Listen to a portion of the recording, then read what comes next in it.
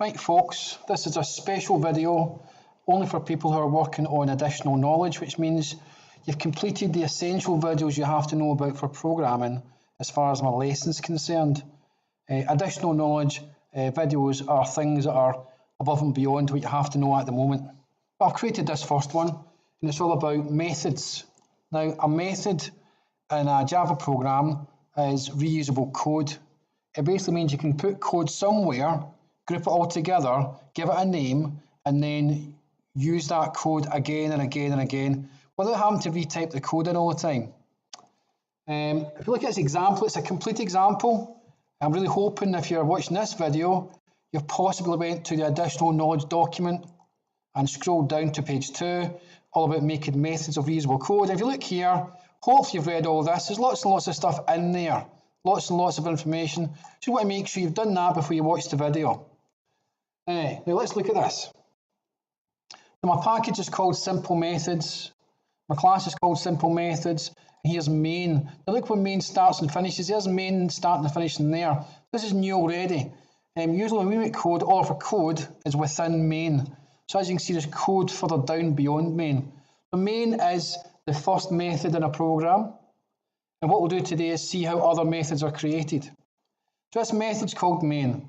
Further down here, these two parts highlight there, and this thing says public static, just like main does, public static string get name. Now get name, there it's there, that is the name of the method.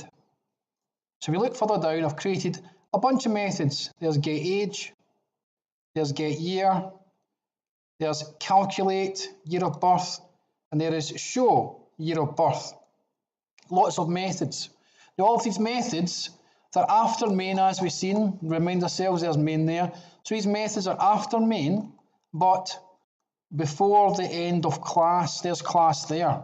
So you have to include these in this area. Now, in order to use a method, you have to call it, and that basically means using its name. And this first example here called getName, we'll highlight it just now so you can see it. GetName, there it's there. This first example is the name of the method, so we're saying find the getName method.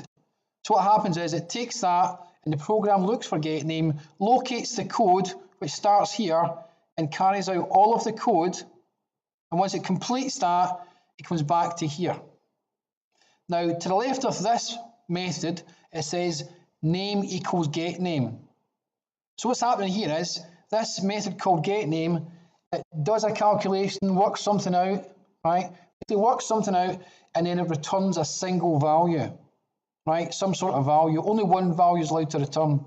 So this returns a value, and that value it returns is then held here inside this variable.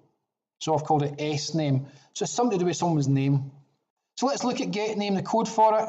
Inside getName straight away, I see it says public static string, whereas main method said void. This one says string. That basically means that a string value is going to be returned. So we know a value does get returned from this and held inside sname. So whatever this thing returns has to be a string. If you look further down, there's a line that says return. So that's the line saying I'm going to give you back this value, I'm returning this value. In this case, it's called sinput. If you examine the code, we have a keyboard scanner being used. You type something in. So it says in your name, take something in. What you type in goes to input, and input is returned. So all this person types in his own name, my name is Matty, they press the enter key, the value is returned from this method all the way back to here, and then the value is stored inside sname, which is there. Now the quick thing to talk about is I've created variables within this method. So we're used to making nothing but variables within main. Now we're making other variables within getName. But these variables, they're all private, hidden, local. In reality, when this method here is started, it creates the variables, it uses the variables, but then when it gets to this point here, all the variables are then destroyed or removed from computer memory. Right? These are all local to this one method, so that's called a local variable. These are local to this method. There's main, there you go. These variables here are local to the main method, and as you see down here, this one should get age, again local variables to that method, and get year, Again, more local variables to that method too. So these things are quite complex looking. They're written a bit more complex than usual based on your other code, but this is why you're doing additional knowledge. You're learning additional things that you can use in programs for later on. Now, I mentioned about calling this one here. Let's quickly look at the next one called getAge. There it's there. So I call getAge, but in reality what happens is this is going to return the value, and the value returned, by the way, is a string. I already wrote the code, so I know what it says. And then this piece here, there, and over there converts that string into an integer and holds it inside iAge. Obviously, age is an integer. So whatever string it sends back, I convert it straight away to an integer and hold it here in a variable that is an integer. So let's have a quick look at getAge. Here's getAge there. The code is very similar to the previous one. It just says enter your age, type something in and return it, returning a string. So that string's returned, converted here to an integer and held in age. Get year is the same idea, right? But then year of birth is a bit different.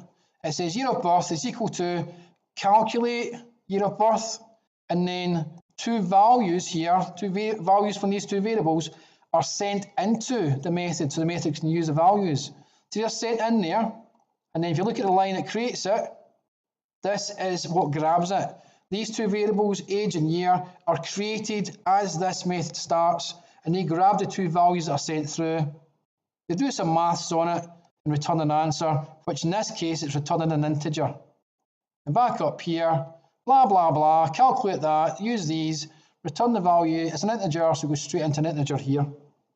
In the very last method, I'm sending two values in. I'm not returning any answer because there's nothing to the front there with an equal sign. So these two things are sent in, year of birth and name. So let's look at that one. There it's there. These variables grab the values, year of birth and name, and it basically says whatever your name is, you were born in the year and in whatever year you were born in. Notice there's no return line and it says void there because nothing's been returned. Let's quickly run the program. I've run it before, so I'll run it again. Enter your name, Jane. Enter your age, she's 21. What year is it just now? 2017. It does the maths and says, well, you were born in 1996. And that's it.